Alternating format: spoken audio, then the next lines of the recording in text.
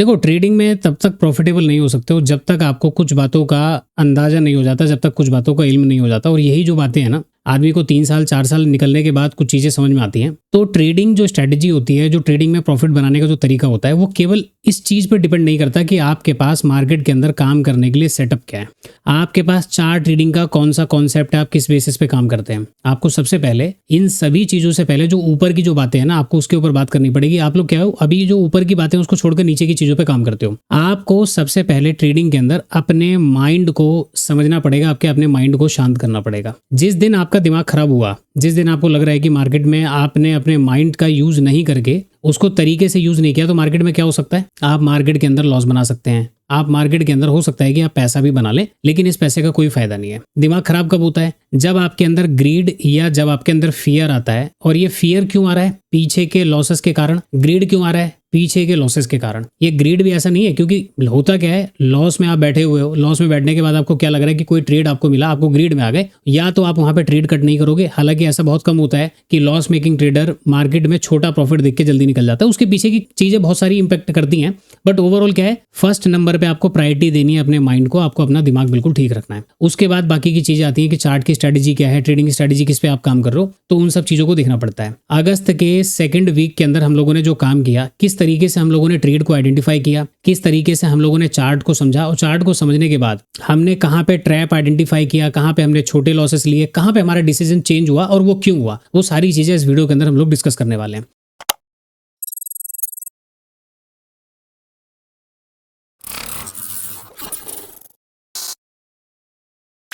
Chart पे चलते हैं। तो सबसे पहला हमारा जो अगस्त का महीना जो शुरू हुआ है, वो 4 अगस्त के आसपास से शुरू हुआ है। अब देखो, मार्केट में सबसे पहला कॉन्सेप्ट क्या है, स्टॉप लॉस हंटिंग या किसी भी चीज के ऊपर अगर आप काम करो तो आपको ये पता होना चाहिए कि कोई सपोर्ट अगर वर्क कर रहा है वो क्यों कर रहा है, कोई रेजिस्टेंस अगर वर्क कर रहा है तो वो क्यों कर रहा है। हम लोग स्टॉप लॉस हंटिंग के बेसिस पे काम करते हैं। तो इस दिन हमने मार्केट में 4 तारीख को काम किया, बट वो काम करने के पीछे का क्या क्या कॉन्सेप्ट है वो मैं समझाता हूँ। कहाँ कहाँ पे ट्रेड बन रहे थे, कहाँ पे ट्रेड मिस हो रहे थे, कहाँ पे ट्रेड नहीं बन रहा था, वो सारी बातें मैं आपको इस वीडियो में बताने वाला हूँ। चैनल पे नए हैं तो चैनल को सब्सक्राइब कर लीजिए। वीडियो अगर पसंद आए तो वीडियो को लाइक जरूर कीजिएगा। 4 अगस्त को अगर हमने काम किया तो हमको पहले 1 अगस्त के चार्ट को देखना पड़ेगा। मार्केट में हमने यहाँ पे क्या क्या मोटी मोटी बातें समझी कि यहाँ से एक सेलिंग स्टार्ट हुई है। ये सेलिंग जो है मार्केट में बॉटम पे आई, तो सेलिंग कैसे हो रही है, इस तरीके से मार्केट के अंदर एक गिरावट हुई। अब इस गिरावट को अपने को पहचानना है। मार्केट में कौन सेल कर रहा है, सेलर बैठे होंगे, सेलर के स्टॉप लॉस होंगे, बिल्कुल हो सकते हैं। अब यहाँ पे सवाल ये आता है कि मार्केट अगर फ्लैट, गैप डाउन या आसपास कहीं पे ओपन होगा, तो अगर आपको कॉल साइड में काम करना है तो प्रोबेबिलिटी आपको देखनी पड़ेगी कि मार्केट कॉल साइड में जाएगा, उसकी प्रोबेबिलिटी क्या है, तो ओपनिंग कहाँ पे होनी चाहिए। सबसे पहला इस चीज को जानने के लिए आपको ये पता होना चाहिए कि अगर मार्केट में कोई सेलर बैठा हुआ है, इस सेलर को मार्केट में डर कब लगेगा। तो यहाँ पे जो प्राइस ने, एक तो 81,000 का, मैं सेंसेक्स का चार्ट ले रहा हूँ क्योंकि मैंने मैक्सिमम सेंसेक्स के चार्ट में काम किया हुआ है, तो 81,000 का एक नंबर है। यानी कि यहाँ पे अगर कोई मार्केट में सेल करके बैठा है,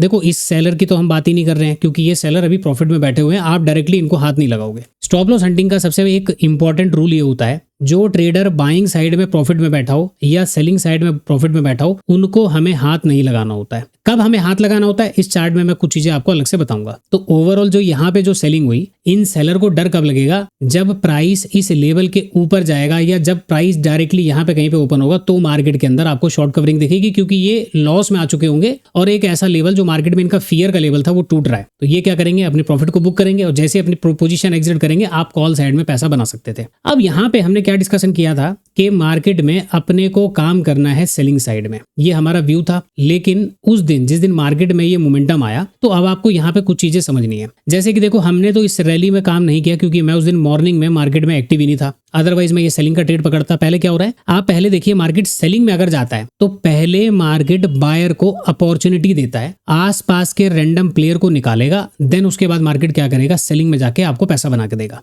अगर मार्केट डायरेक्टली सेलिंग में जाना शुरू हो रहा है तो उसकी कंडीशन अलग होती है, क्योंकि वो कैंडल बताएगी कि मार्केट में रिट्रेसमेंट नहीं आना और मार्केट डायरेक्टली सेलिंग में जाएगा। अदरवाइज अगर मार्केट पहले सेलर को मौका देगा तो वो एक बार रिट्रेसमेंट में उनको निकालेगा, देन उसके बाद मार्केट कंटिन्यू करता है। तो यहाँ पे क्या हुआ, पहले मार्केट ने एक बाइंग की अपॉर्चुनिटी दिखाई, आसपास के रैंडम प्लेयर जो बैठे होंगे उनको निकाला, निकालने के बाद प्राइस में एक सेलिंग आया। तो ये एक स्टॉप लॉस हंटिंग पे सबसे बेस्ट ट्रेड था जो यहाँ पे होना था। हमने तो ट्रेड नहीं किया, तो स्टॉप लॉस हंटिंग के अकॉर्डिंग सेलिंग का ट्रेड आपका बनता है। मैंने ट्रेड कब किया, जब आपके ट्रेड छूट जाए, जब आपको चार्ट में आप ना अवेलेबल हो पाओ, तो आपको ट्रेड कैसे आइडेंटिफाई करना है। अब मैंने यहाँ पे क्या देखा, इस जगह पे एक बाइंग हुई। सबसे पहले ये गिरावट के बाद आप इसको रिट्रेसमेंट कंसीडर करो और मार्केट में आप यहाँ पे जाके सेल करो। आपको सेलिंग करने के लिए सबसे पहले क्या मिलने चाहिए? बायर के स्टॉप लॉस मिलने चाहिए, तभी तो आप मार्केट में सेलिंग करके पैसा बना सकते हो। मैंने यहाँ पे क्या देखा, जनरली इस प्रकार की बाइंग मोमेंटम में बायर मार्केट के अंदर नहीं आ पाता, बट कभी कभी मार्केट जो पैराबोलिक मूव होता है ना, उस पैराबोलिक मूव को टोटली मार्केट खत्म कर देता है। तो अब हम सेलिंग तो नहीं कर सकते। क्यों नहीं कर सकते? क्योंकि जब कैंडल यहाँ पे पहुंची, हम क्या सोच रहे हैं,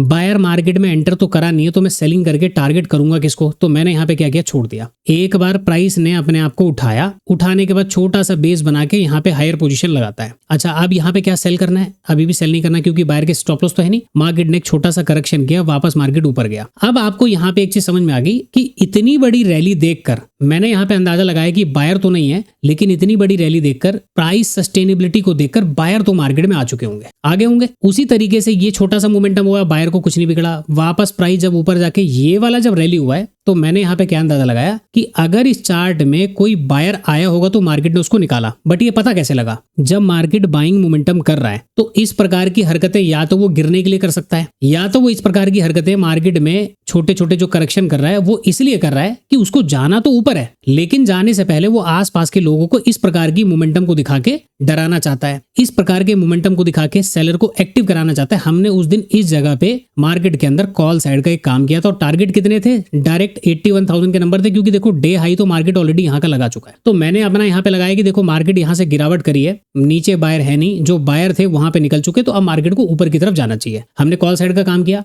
देर सही मार्केट ने हमारा कॉल साइड का मोमेंटम कंप्लीट किया। तो एक तो हमने यहाँ पे ट्रेड को इस तरीके से मिस करने के बाद एक अपॉर्चुनिटी को आइडेंटिफाई किया। अब आज बात आती है 5 तारीख के चार्ट में। 5 तारीख के चार्ट में मेरा क्या व्यू था कि मुझे मार्केट में कॉल साइड का ट्रेड करना है, लेकिन उस दिन प्योर मार्केट ने आपके स्टॉप लॉस को हंट किया, यदि आप स्टॉप लॉस हंटिंग के बेसिस पे काम करते हो। अब यहाँ पे क्या कहानी थी उसको समझ लेते हैं। देखिए, मार्केट ने पहले तो एक रिट्रेसमेंट किया, रिट्रेसमेंट के बाद धीरे धीरे करके प्राइस ने क्या किया, अपने हायर लेवल को ब्रेक कर चुका है, और हायर लेवल को ब्रेक करने के बाद मार्केट ने ऊपर ही काम किया हुआ है। तो अब ऐसे में देखो बायर के स्टॉप लॉस हो सकते हैं, लेकिन कहानी यहाँ पे पता है क्या हुई कि इस प्रकार की जो रैली हो रही है ना, ये जो रैली यहाँ पे हुई, मार्केट जनरली ऐसे में बायर्स को डरा देता है, बायर्स अपनी पोजीशन छोड़ देते हैं। तो हम लोग क्या कर रहे थे, कॉल साइड का प्लान कर रहे थे, क्योंकि इतनी बड़ी सेलिंग के बाद जब ये रिकवरी आई है वो रिट्रेसमेंट के साथ आई है, तो हमें यहाँ पे छोटे मोटे सेलिंग के बाद कॉल साइड में प्लान करना चाहिए था, मार्केट में हमारा टारगेट डन हो सकता था। लेकिन यहाँ पे क्या हुआ, आपका एसएल का डे था, आपने एसएल ले लिया। अब आप देखिए 81,000 से ये मार्केट रेजिस्टेंस लेके गिरा, तो मार्केट के घूमने की प्रोबेबिलिटी ज्यादा है, लेकिन मार्केट नहीं घूमा, मार्केट में हो गया एसएल। अब यहाँ पे कहानी क्या होती है, यहाँ पे जब आपके स्टॉप लॉस हंट होते हैं, जब आपका स्टॉप लॉस मार्केट में जाता है, जब यहाँ पे आपके लॉस होते हैं, वो लॉस एक दिन आप एक्सेप्ट नहीं कर पाते।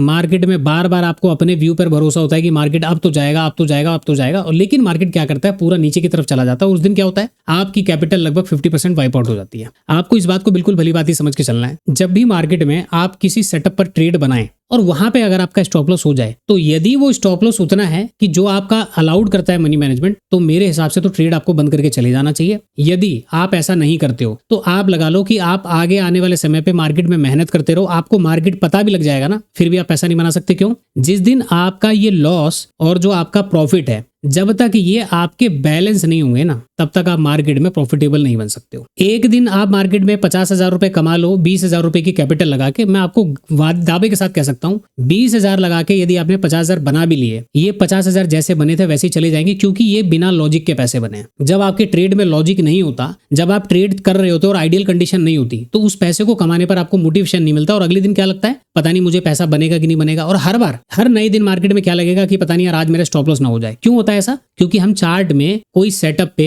कोई पर्टिकुलर लॉजिक पर काम नहीं कर रहे, हम बस अंधाधुंध मार्केट में कोई कैंडल को देखकर, कोई प्राइस को देखकर, सपोर्ट रेजिस्टेंस को देखकर घुस जा रहे हैं, इसीलिए आपको कॉन्फिडेंस डेवलप नहीं होता। तो इस दिन कायदे से क्या हो रहा था, इस दिन कायदे से आपका एसएल जाना चाहिए था। तो क्या यहाँ पे जो ट्रेड बन रहे हैं, क्या ये ट्रेड सक्सेसफुल थे? ये एक रिस्की ट्रेड थे। इस ट्रेड को लेने के लिए, क्योंकि 81,000 पे मार्केट आ रहा है, पिछले दिन रिट्रेसमेंट के साथ मार्केट नीचे के ऊपर की तरफ गया हुआ है, बड़ी सेलिंग के बाद मार्केट ने रिकवर किया, तो ऐसे में प्राइस यहाँ से घूम जाता। बट उस दिन नहीं घूमा, आपने मार्केट में एसएल ले लिया। अगर आपने एसएल ले लिया तो ठीक है, आप प्राइस को समझ चुके हैं कि मार्केट में ऐसे हुआ, आपका दिन खत्म। उस दिन यहाँ पे मार्केट ने एक मोमेंटम बनाया, बट वो मोमेंटम 1 मिनट के टाइम फ्रेम पर नहीं था, वो था 5 मिनट के टाइम फ्रेम पर। उसको हम डिस्कस नहीं करेंगे क्योंकि वो मोमेंटम चार्ट के बेसिस पे नहीं था, वो टोटली साइकोलॉजिकल बेसिस पे और ऑप्शन चेन के डेटा के बेसिस पे शॉर्ट कवरिंग का ट्रेड लिया गया था। तो ये एक काफी अच्छी रैली मार्केट के अंदर बनी थी। नाउ अब बात करते हैं अगले 6 तारीख के चार्ट में। तो 6 तारीख के चार्ट में हम लोगों ने क्या किया, चार्ट में हमने क्या देखा था। अब देखिए 6 तारीख के चार्ट में ट्रेड करने से पहले आपको क्या बातें ध्यान रखनी है। पहले हमने देखा कि मार्केट में एक छोटी छोटी सी सेलिंग हुई और ये मार्केट रिवर्ट होने की जगह, रिवर्सल होने की जगह ये टोटली नीचे गिरा। फिर से छोटा मोटा पुल बैक वगैरह करके मार्केट ने एक रेंज बनाया, रेंज का ब्रेकआउट किया और रेंज का ब्रेकआउट करने के बाद वापस प्राइस नीचे की तरफ आया। अब यहाँ पे दो कहानी है कि प्राइस एक तो अपने लोअर वाले जो पीछे ये जो एरिया बना रहा था, इसी एरिया के बीच में प्राइस आया और यहाँ से सपोर्ट लेके मार्केट ऊपर जाके क्लोज कर गया। दूसरा, सिमिलर टाइम पे जो निफ्टी, बैंक निफ्टी के जो सेंसेक्स के चार्ट हैं, उन्होंने भी बॉटम साइड में सपोर्ट लिया हुआ था और जस्ट उसके नीचे एक 500 का लेवल था। तो कायदे से चार्ट में बायर तो बैठे हुए थे, ठीक है। अब यहाँ पे बायर बैठे हुए थे और प्राइस ने ऊपर से गिरावट करी, तो जाहिर सी बात है कि प्राइस में कहीं ना कहीं सेलर वगैरह हो सकता है कि अवेलेबल हो। अब इस दिन हमने चार्ट में गलती क्या करी, इस दिन अगर आपको याद हो, हमने छोटा सा 3000 रुपए का एक लॉस हमने लिया था, जबकि हमें ऐसा नहीं था कि हमने पूरा ट्रेड हमारे गलत हुआ। ट्रेड में कई बार अपने को अच्छे प्रॉफिट दिखे और ट्रेड में कई बार यहाँ पे अच्छे लॉस भी दिखे, लेकिन अल्टीमेटली इस वाले फेज में अच्छे लॉस भी दिखे। लेकिन हमारा क्या हुआ, हमने ट्रेड को मैनेज कर लिया और हमने पहले ही यहाँ पे ना ट्रेड में ट्रैप को आइडेंटिफाई कर लिया था। अगर आप वो वीडियो 6 तारीख का जाके देखें तो मैंने ट्रेड लेने के बाद जब मैं एनालिसिस कर रहा था, मैंने वहां पे एक चीज बोल दी थी, हम ट्रैप हो चुके हैं और ये मार्केट के अंदर एक ट्रैप है। वो मैंने ऑप्शन चेन के डेटा में चीजों को देखकर यहाँ पे आइडेंटिफाई किया था। लेकिन जब आप एक बार ट्रेड ले लेते हो, जब मैं ट्रेड ले लेता हूँ, उससे पहले मैंने जितनी एनालिसिस करी और ट्रेड लेने के बाद फिर क्या होता है ना, मुझे चीजें दिख रही होती हैं, तो मैं वहां पे चीजों को बैलेंस आउट करने की, मैनेज करने की कोशिश करता हूँ कि गलत तो हो ही गए, बीच में भागना नहीं है, या तो प्रॉपर स्टॉप लॉस लेके जाएंगे या टारगेट हो गया तो ठीक है। अब इस चार्ट में क्या हुआ, सेलर के जो स्टॉप लॉस था, हमने देखो गलती क्या की यहाँ पे आइडेंटिफाई करने में। एक तो बेस पर बायर बैठे थे, तो मार्केट ने जो गैप डाउन, अगर जैसे मार्केट गैप डाउन हो गया, हमें यहाँ पे ये होना चाहिए था कि गैप डाउन की कंडीशन में अगर पहले मार्केट सेलर को निकालता है तब जाके हम कॉल साइड का ट्रेड करेंगे। हमने यहाँ पे क्या किया, इस जोन में सब कुछ देखने के बाद हमने यहाँ के बायर को अवॉइड कर दिया और हमने यहाँ पे प्लान क्या बनाया, इन सेलर को यहाँ पे जो सेल करके गए इनको टारगेट करने का प्लान बनाएंगे।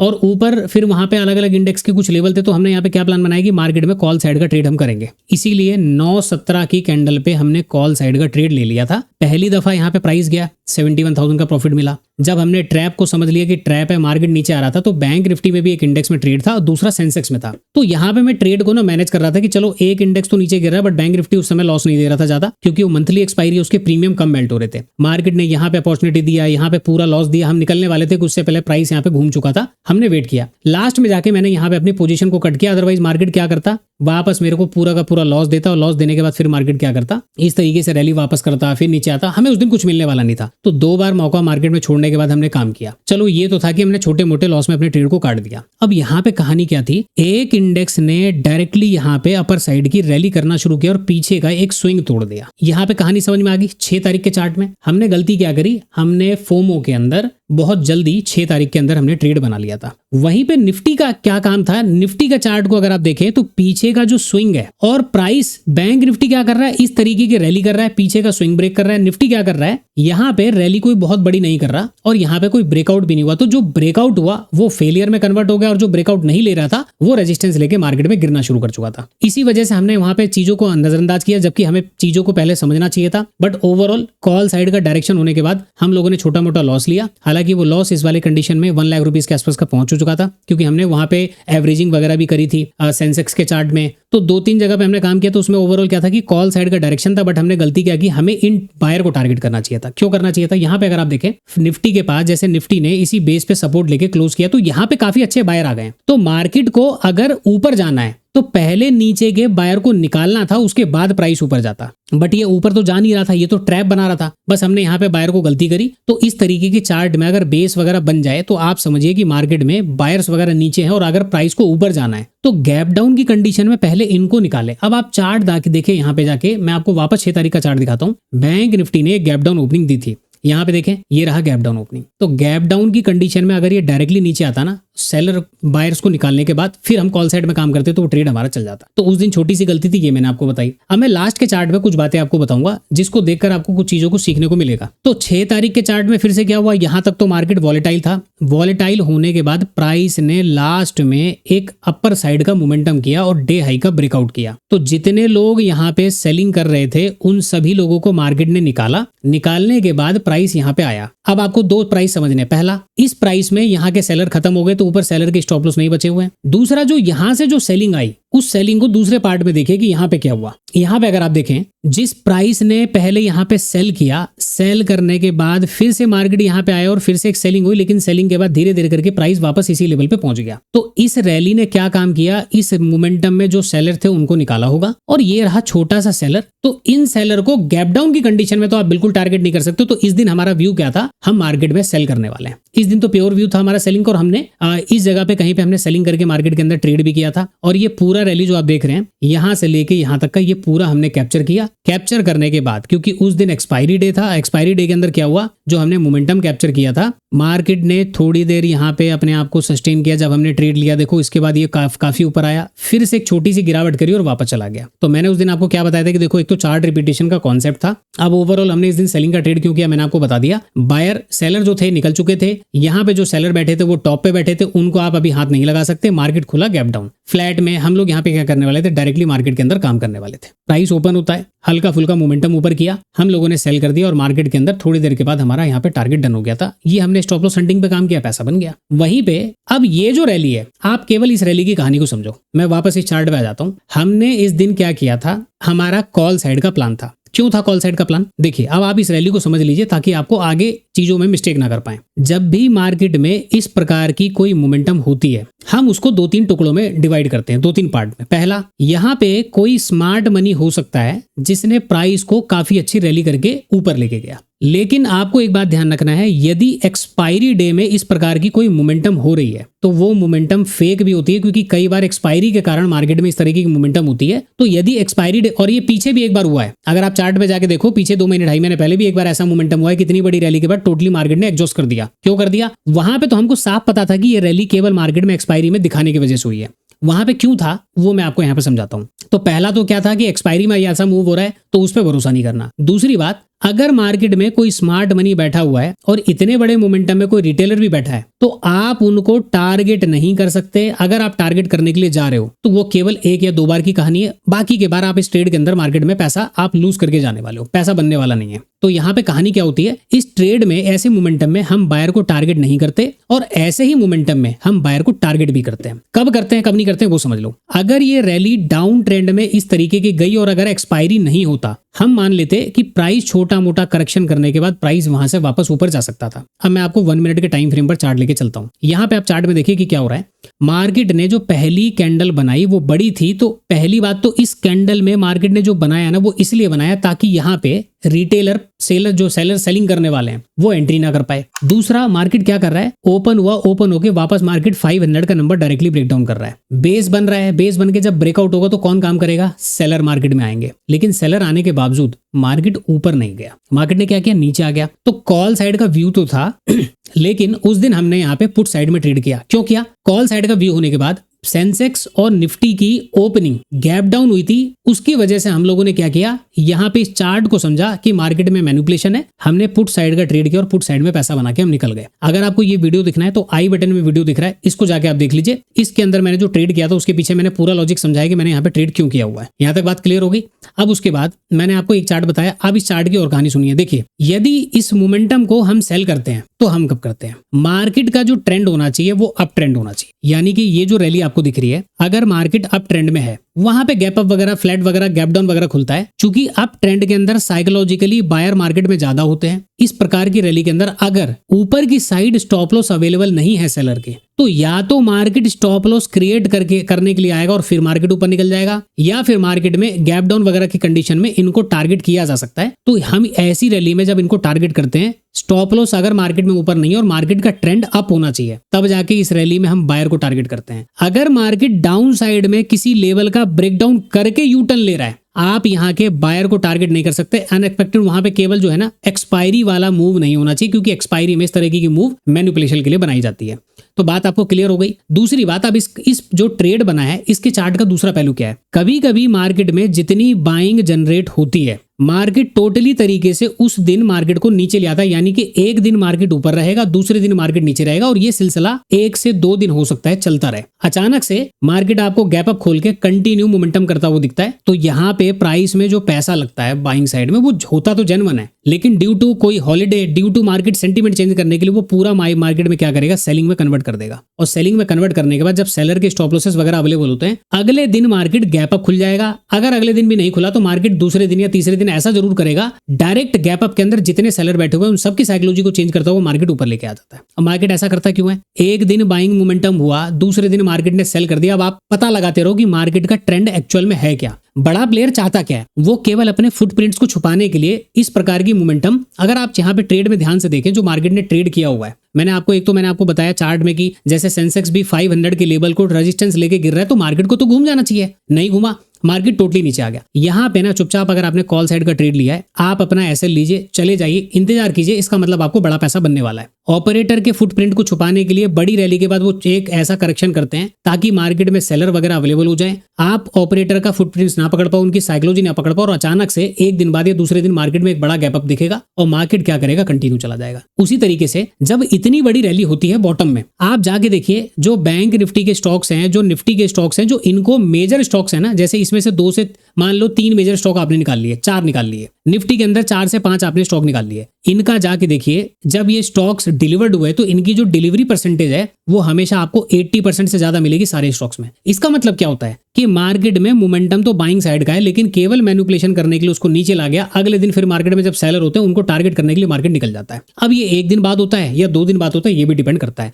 तो इस हफ्ते हमने जो मार्केट में काम किया, छोटा सा एक हमारा लॉस था, बाकी के दिन मार्केट में हम लोगों ने यहाँ पे ठीक ठाक काम किया। 5 दिन का मार्केट होता है, एक दिन छोटा सा लॉस लेने के बाद बाकी दिन मार्केट में हमने काम किया, जिसमें से 2 दिन हमने ट्रैप को आइडेंटिफाई करके मार्केट में काम किया, जो कि कॉल साइड का मोमेंटम के बाद हमारा स्टॉप लॉस चला जाता। वो हमने क्यों डिसाइड किया? मार्केट की ओपनिंग कैसे हो रही है, ओपनिंग के बाद कैंडल कैसी बन रही है, आपको इन सब चीजों पे फोकस करना है। समय लगेगा, थोड़ा सा धैर्य रखिए। जब इन सब चीजों पे, कॉन्सेप्ट पे आप काम करने लगेंगे, आपको मतलब ना खुले आंखों से आपको ट्रैप दिखने लगेंगे, खुली आंखों से आपको चार्ट समझ में आने लगेंगे। आपको किसी भी तरीके का कोई इंडिकेटर की आवश्यकता नहीं है, आपको किसी भी तरीके की यहाँ पे किसी स्ट्रक्चर की आवश्यकता नहीं है। कैंडल्स के बीच में जो स्ट्रक्चर्स बन रहे हैं, कैंडल्स के जो प्राइस बन रहे हैं, बस इन सब चीजों को गौर से देखते रहो, आपको ट्रेड धीरे धीरे समझ में आने लगेंगे। आज के साथ इस वीडियो को खत्म करते हैं, मिलते हैं किसी नेक्स्ट वीडियो के अंदर।